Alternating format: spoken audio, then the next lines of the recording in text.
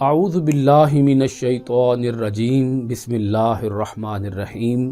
معزز خواتین و حضرات، عزیز طلبہ و طالبات، ڈیلی قرآن کلاس میں آپ سب کو خوش آمدید۔ امید کرتا ہوں آپ سب خیر و عافیت کے ساتھ ہوں گے۔ آج ہم پڑھیں گے سورۃ النساء، پارہ نمبر 6، آیت نمبر 170۔ لفظی ترجمہ سماعت کیجیے گا۔ یا ایہا الناس، اے لوگو، قد تحقیق، جاء آ گیا، کم تمہارے پاس، الرسول رسول، بالحق حق کے ساتھ، من ربکم تمہارے رب کی طرف سے، فآمنوا پس تم ایمان لے آؤ، خیرن بہتر ہے، لکم تمہارے لیے، وَإِن اور اگر تکفروا تم انکار کرو، فَإِنَّ پس بے شک، للہ اللہ ہی کا ہے، ما جو فی میں، السماواتی آسمانوں، والارض اور زمین، وکانا اور ہے، اللہ اللہ، علیمن سب کچھ جاننے والا، حکیمن بہت حکمت والا۔ معزز سامعین کرام، اس آیت مبارکہ کا ربط آیات کچھ اس طرح سے ہے۔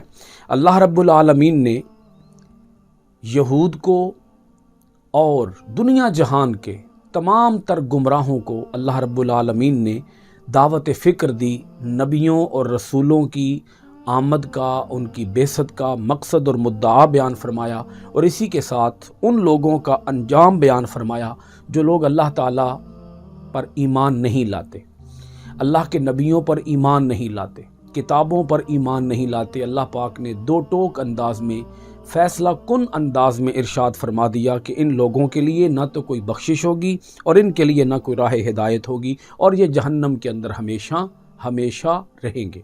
ابھی ہم جو آیت مبارکہ پڑھنے والے ہیں، اس آیت کے اندر اللہ رب العالمین نے تمام نسل بنی آدم کو مخاطب کیا، اور مخاطب کرتے ہوئے ارشاد فرمایا، اے انسانو، تمہارے پاس یہ رسول تشریف لے آئے حق کے ساتھ، تمہارے رب کی طرف سے۔ آخری اللہ پاک نے یہ ایک دعوت دی اس مقام پر، اس مضمون کے اختتام پر۔ اللہ پاک نے ارشاد فرمایا، تمہارے رب کی طرف سے تمہارے پاس رسول تشریف لے آئے جو کہ برحق ہیں، جن کے حق ہونے میں کوئی شک و شبہ نہیں ہے۔ دلائل کے ساتھ اللہ پاک نے یہ بات واضح فرما دی کہ یہ رسول برحق ہیں۔ اب جو بھی ان کے اوپر ایمان لائے گا، فآمنوا تم ایمان لے آؤ، خیر لکم یہ تمہارے لیے بہتر ہے، وَإِن تکفروا اور اگر تم انکار کرو گے تو پھر جان لو، فإن للہ ما فی السماوات والارض وکان اللہ علیما حکیما، اللہ تعالیٰ ہی کا ہے جو کچھ آسمانوں میں ہے اور جو کچھ زمین میں ہے، اور اللہ تعالیٰ سب کچھ جاننے والا ہے، بڑی حکمت والا ہے۔ اب ہم چلتے ہیں اگلی آیت مبارکہ کی طرف۔ میں پہلے بتا دوں کہ یہ بہت امپورٹنٹ آیت مبارکہ ہے۔ اس کے اندر اللہ پاک نے اپنا رخ تخاطب موڑا ہے عیسائیوں کی طرف۔ اب تک جو مضمون چلا آ رہا تھا وہ تھا یہود کی طرف۔ اس میں اللہ رب العالمین نے مخاطب کیا تھا یہود کو، چونکہ کعب بن اشرف اور فخاس بن عزورہ نے حضور نبی اکرم صلی اللہ علیہ وآلہ وسلم سے آ کر مطالبہ کیا تھا کہ اللہ کی کتاب آپ یکبارگی لے کے آئیں۔ تو اللہ پاک نے اس کے رد کے اندر بہت پرزور اللہ پاک نے دلائل مہیا فرمائے، دلائل قائم فرمائے۔ ابھی ہم جو آیت مبارکہ پڑھنے والے ہیں، اس کے اندر اللہ پاک نے مخاطب کیا ہے نصارہ کو۔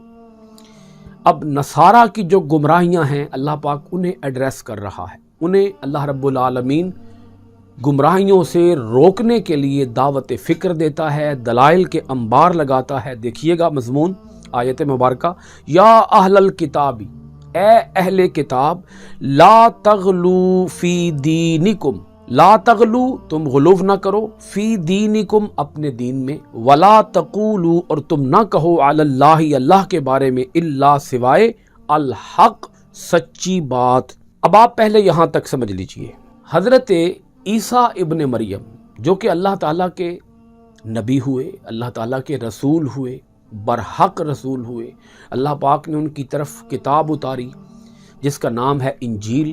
حضرت عیسیٰ علیہ السلام کا اللہ تعالیٰ کے ہاں بہت بلند رتبہ ہے، آپ اس رتبے کا اندازہ یہاں سے لگائیں کہ اللہ تعالیٰ نے انہیں بغیر باپ کے پیدا فرمایا، پھر اللہ پاک نے انہیں پنگھوڑے کے اندر کلام کرنے کا عظیم الشان معجزہ عطا فرمایا، وہ مردوں کو قم بإذن اللہ کہہ کر زندہ کرتے تھے، وہ ہاتھ پھیرتے تھے تو کوڑ کے مریض شفا یاب ہو جاتے تھے، اور ان کی یہ کتنی بڑی شان ہے کہ وہ جب دنیا کے اندر آئے تو یہود کی گمراہیوں کو درست کرنے کے لیے آئے، بعد ازاں یہود ان کے دشمن بن گئے۔ یہود نے حضرت مریم سلام اللہ تعالی علیہا کی طرف بہتان عظیم لگایا، حضرت عیسیٰ علیہ السلام کو قتل کرنے کی ناکام کوشش کی، اور بعد ازاں قول اور دعویٰ یہ کر دیا کہ ہم نے ہی عیسیٰ علیہ السلام کو قتل کیا ہے، جس کا جھوٹ ہونا اللہ پاک نے ثابت کیا ہے گزشتہ آیات کے اندر۔ عیسائیوں کی بہت بڑی خرابی یہ تھی کہ وہ حضرت عیسیٰ علیہ السلام کے ان معجزات کو دیکھ کر غلو کا شکار ہو گئے۔ غلو کا معنی کیا ہے؟ مبالغہ سے کام لینا، اضافے سے کام لینا، ناحق اضافے سے، ناجائز اضافے سے کام لینا۔ انہوں نے کیا غلو کیا؟ انہوں نے غلو یہ کر ڈالا، انہوں نے حضرت عیسیٰ علیہ السلام کو اللہ تعالیٰ کا معاذ اللہ استغفر اللہ بیٹا قرار دے دیا۔ اللہ پاک نے اس کی وضاحت ارشاد فرمائی۔ پہلے تو اللہ پاک نے فرمایا کہ اے اہل کتاب، اب یہاں اہل کتاب سے مراد عیسائی ہیں، اے اہل کتاب تم اپنے دین کے اندر غلو سے کام نہ لو، یہ تم غلو سے کام لے رہے ہو، یہ تم ناجائز اضافہ کر رہے ہو۔ ان کی شان، ان کی شوکت اگرچہ مسلم ہے، مگر وہ اللہ کے رسول ہیں، منصب رسالت سے بڑا مقام اور مرتبہ دنیا کے اندر کیا ہوگا؟ تو ان کو تم منصب رسالت پر فائز رکھو، منصب رسالت سے اٹھا کر انہیں منصب خدا تک لے کر نہ جاؤ، خدا کے بیٹا ہونے کا انہیں منصب نہ دو، کیونکہ اللہ تعالیٰ کا تو بیٹا ہے ہی کوئی نہیں، اللہ تعالیٰ کسی کا باپ ہی نہیں ہے، تو تم کیسے اپنے دین کے اندر غلو سے کام لے رہے ہو؟ اللہ کے بارے میں، اللہ کے متعلق وہ بات کہو جو حق اور سچ پر مبنی ہو، وَلَا تَقُولُوا عَلَى اللَّهِ إِلَّا الْحَقِّ، اللہ کے بارے میں جھوٹ نہ بولو۔ یہ تم اللہ کے اوپر معاذ اللہ استغفر اللہ ایک بہتان لگاتے ہو، اللہ کی طرف ایک جھوٹی بات کی نسبت کرتے ہو کہ اللہ تعالیٰ باپ ہے اور عیسیٰ علیہ السلام ان کے بیٹے ہیں۔ اللہ پاک نے جو ان کی شان تھی وہ شان بیان فرمائی، جو حق شان تھی، جو سچ شان تھی، اللہ پاک نے وہ بیان فرمائی۔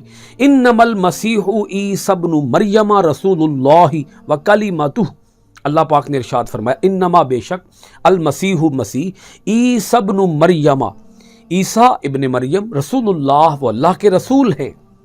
پہلی ان کی شان یہ بیان فرمائی کہ وہ اللہ کے رسول ہیں، دوسری شان بیان فرمائی وکلمتہ، اور اللہ کا کلمہ ہیں۔ اب آگے سنیے گا تیسری شان القاہا، اللہ نے پہنچایا جسے الی مریم، مریم کی طرف، وروح منہ، اور وہ اس کی طرف سے روح تھی۔ حضرت عیسیٰ علیہ السلام اللہ کی طرف سے ایک روح تھے، منہ کا معنی ہے اس کی طرف سے، اللہ کی طرف سے روح، انہیں مقام روح حاصل تھا۔ حضرت عیسیٰ علیہ السلام کا لقب ہے، آپ سب لوگ جانتے ہیں، روح اللہ، وہ اللہ کی روح تھے۔ کلمت اللہ، وہ اللہ کا کلمہ تھے۔ اچھا، یہ ان کا کتنا بڑا مقام اور منصب ہے کہ جب دنیا کے اندر تشریف لائے تو یہود کی اصلاح کے لیے تشریف لائے، اور انہوں نے دنیا کے اندر آ کر بنیادی طور پر تورات کی ہی تعلیم دی، چونکہ تورات کے اندر وہ جتنی تحریف رد و بدل کر چکے تھے، جناب حضرت عیسیٰ علیہ السلام نے آ کر اس رد و بدل کی اصلاح کی، تو انہوں نے اپنی زندگی کے اندر تورات کی بھی تعلیم دی، انجیل کی بھی تعلیم دی، اور یہ ان کا کتنا بڑا مقام اور مرتبہ ہے کہ وہ حضور نبی اکرم صلی اللہ علیہ وآلہ وسلم کے امتی بن کر دنیا کے اندر دوبارہ تشریف لائیں گے، اور جب آئیں گے تو قرآن مجید کی تعلیم دیں گے۔ اس کا مطلب یہ ہے کہ حضرت عیسیٰ علیہ السلام کو مقام رسالت کے اندر وہ مقام نصیب ہوا کہ انہوں نے اپنے سے قبل آنے والی کتاب تورات کی بھی تعلیم دی، اور جب وہ دنیا کے اندر دوبارہ تشریف لائیں گے تو ان کی دوبارہ تشریف آوری سے پہلے جو کتاب آئی یعنی قرآن مجید، وہ اس کی بھی تعلیم دیں گے۔ تو تینوں کتابوں کی انہیں تعلیم کا شرف اور مقام حاصل ہوگا۔ 2 کا تو حاصل ہو چکا ہے، تیسری کا حاصل ہوگا جب عیسیٰ علیہ السلام دنیا کے اندر آئیں گے۔ اب اس بات کو سمجھیے گا کہ وہ اللہ تعالیٰ کے کلمہ ہیں۔ کلمہ سے کیا مراد ہے؟ کلمہ کا معنی ہوتا ہے بات، کلمہ کا معنی ہوتا ہے جملہ۔ یہاں ان کو کلمۃ اللہ کیوں کہا گیا؟ اس لیے کہا گیا کہ کسی بھی انسان کی تخلیق کے اندر جو سبب کار فرما ہوتا ہے وہ سبب یہ بنتا ہے، اللہ تعالیٰ جب بھی کسی انسان کی تخلیق کرتا ہے تو اس کا ایک سبب ہوتا ہے۔ اس کا سبب یہ بنتا ہے کہ باپ کا مادہ منویہ ماں کی رحم کے اندر قرار پکڑتا ہے، ماں کی رحم میں ٹھہرتا ہے، پھر ایک مخصوص عرصہ 9 ماہ کا عرصہ گزرتا ہے تو انسان کی تخلیق ہوتی ہے۔ ایک سبب یہ ہے، ایک سبب یہ ہے، اس سے ہٹ کے ایک سبب یہ ہے کہ اللہ تعالیٰ کسی مادہ منویہ سے انسان کی تخلیق نہیں کرتا بلکہ کلمہ کن سے انسان کی تخلیق فرماتا ہے۔ اللہ تعالیٰ نے جیسا کہ اس کائنات کو کلمہ کن سے پیدا فرمایا، اسی طرح اللہ تعالیٰ اس بات پر قادر ہے کہ وہ کسی انسان کی تخلیق بھی کلمہ کن سے فرما دے۔ تو حضرت عیسیٰ علیہ السلام کی جو تخلیق ہے وہ کلمہ کن سے ہوئی ہے، کسی مادہ منویہ سے نہیں ہوئی، کلمہ کن سے ہوئی ہے۔ تو جب ان کی تخلیق کلمہ کن سے ہوئی، اس لیے اللہ پاک نے ان کو کلمۃ اللہ کا لقب عطا فرمایا رسول اللہ و کلمتہ، وہ اللہ کے رسول ہیں اور اللہ کا کلمہ ہیں۔ اس کلمہ سے مراد یہ بھی ہو سکتا ہے کہ وہ اللہ تعالیٰ کی نشانی ہے، کیونکہ کلمہ کا ایک معنی نشانی بھی ہے کہ وہ اللہ تعالیٰ کی قدرت کی ایک بہت بڑی نشانی ہے۔ اب آگے چلتے ہیں۔ القاہا الی مریم، اللہ نے پہنچایا جسے مریم کی طرف، وروح منہ، اور یہ اللہ کی طرف سے روح تھے۔ اب یہاں روح سے کیا مراد ہے؟ روح کا معنی ہوتا ہے وہ چیز جس سے زندگی قائم ہوتی ہے۔ مثلا ایک انسان ہے تو اس کے اندر روح ہوگی تو وہ زندہ ہوگا، اگر اس کے اندر روح نہیں ہوگی تو وہ زندہ بھی نہیں ہوگا۔ روح سے ہی حیات ہے، روح سے ہی زندگی ہے۔ تو اگر یہ کہا جائے کہ روح سے ہی زندگی ہوتی ہے، یہ جملہ بھی درست ہے، اور اگر یوں کہہ دیا جائے کہ دراصل روح ہی زندگی ہے تو یہ جملہ بھی بالکل درست ہوگا۔ حیات کی 2 قسمیں ہوتی ہیں، ایک ہوتی ہے حیات حسی، ایک ہوتی ہے حیات معنوی۔ حیات حسی مثال کے طور پر کسی آدمی کا چلنا پھرنا، سونا جاگنا، اٹھنا بیٹھنا، یہ ہے محسوس حیات، اس حیات کو محسوس کیا جا سکتا ہے۔ ایک ہوتی ہے حیات معنوی۔ حیات معنوی کا مطلب یہ ہوگا مثلا ایک انسان ہے، وہ شریف ہے، وہ با کردار ہے، وہ سخی ہے، وہ بڑی برداشت والا ہے، وہ محبت کرنے والا ہے، تو یہ ہے حیات معنوی۔ تو ایک ہو گئی حیات حسی، ایک ہو گئی حیات معنوی۔ عیسیٰ علیہ السلام ہر طرح کی حیات کے مظہر اتم تھے۔ آپ اس کو ایک مثال سے سمجھ لیں، مثلا کوئی انسان اگر بہت زیادہ حسین ہو تو پھر اسے حسین نہیں کہتے، اسے حسن مجسم کہتے ہیں۔ تو حضرت عیسیٰ علیہ السلام کو جو روح کہا گیا وہ اس لیے کہا گیا کہ وہ اللہ تعالیٰ کی جانب سے سراپا زندگی تھے، سراپا روح تھے۔ اب یہاں جو اگلا لفظ ہے منہ، اس منہ کی میں خاص طور پر وضاحت آپ کی خدمت میں رکھنا چاہوں گا۔ اسی منہ سے بہت سے لوگوں کو غلطی لگی اور وہ یہ کہنا شروع ہو گئے کہ حضرت عیسیٰ علیہ السلام اللہ تعالیٰ کا جز ہیں۔ منہ کا جو لفظ آیا کہ اس کی طرف سے روح ہیں، تو بہت سے لوگوں نے خطا یہ کھائی، غلطی یہ کھائی اسی منہ سے۔ اب میں آپ کی خدمت میں قرآن مجید سے ایک آیت مبارکہ رکھتا ہوں، اس آیت مبارکہ کو سنیے گا۔ اللہ پاک نے حضرت آدم علیہ السلام کے بارے میں ارشاد فرمایا، نفخت فیہ من روحی، کہ میں نے اپنی روح آدم میں پھونک دی۔ اب دیکھیں اللہ پاک نے جو فرمایا ہے روحی، اپنی روح، تو حضرت آدم علیہ السلام کو بھی روح اللہ کہا جا سکتا ہے، مگر کیا کبھی کسی شخص نے یہ دعویٰ کیا کہ وہ اللہ تعالیٰ کے جز ہیں؟ اللہ تعالیٰ کا تو جز ہے ہی کوئی نہیں، اللہ تعالیٰ کا حصہ، اللہ تعالیٰ کے وجود کا کوئی پارٹ۔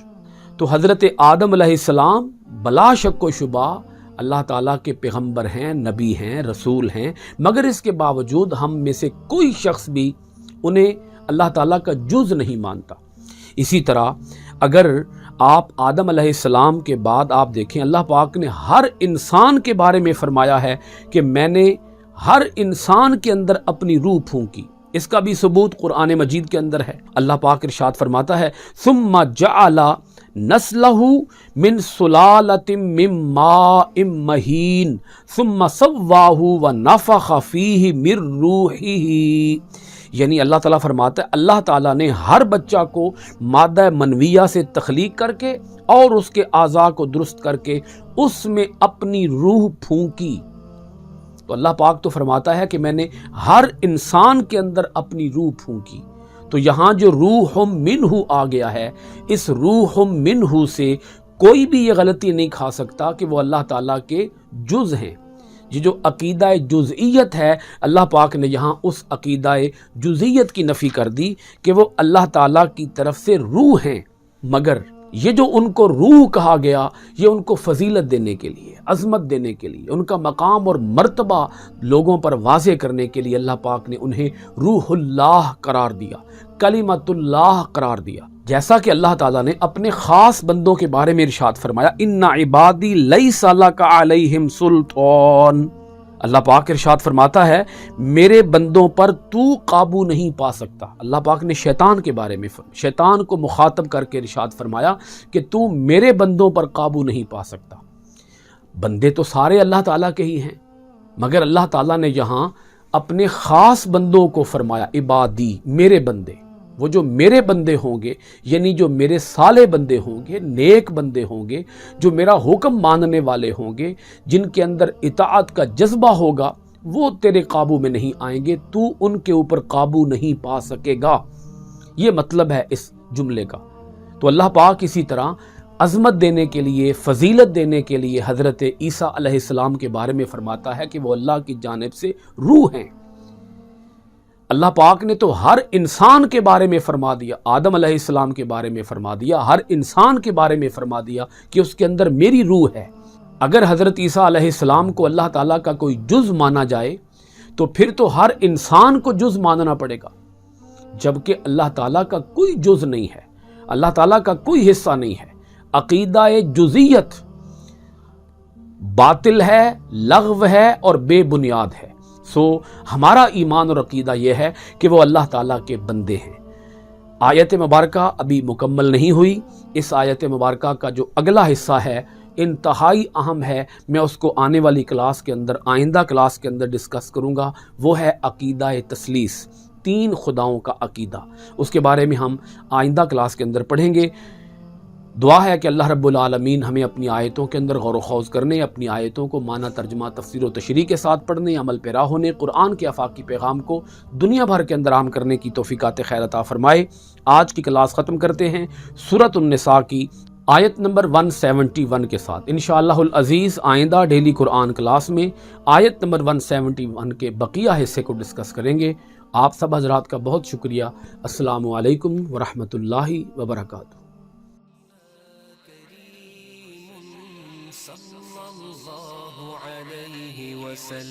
سیدنا کریم صلی اللہ علیہ وسلم، سیدنا کریم صلی اللہ